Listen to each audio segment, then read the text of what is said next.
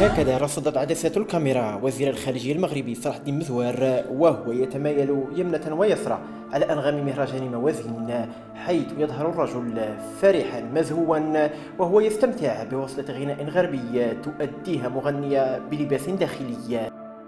ظهور مزوار في الصفوف الأمامية مع جمهور مهرجان موازين جر عليه موجة من السخرية والنقد من طرف رواد مواقع التواصل الاجتماعي الذين تساءلوا عن حجم وطبيعة الملفات الكبيرة والحساسة الخاصة بقضية الوحدة الترابية وعلاقات المغرب الخارجية والتي توجد على مكتب السيد الوزير، وهي الملفات التي باتت تؤرق بال المغاربة خاصة مع تصاعد التوتر بين الخارجية الأمريكية والمغرب وممارسة أمريكا لضغوط شديدة في ملف الصحراء.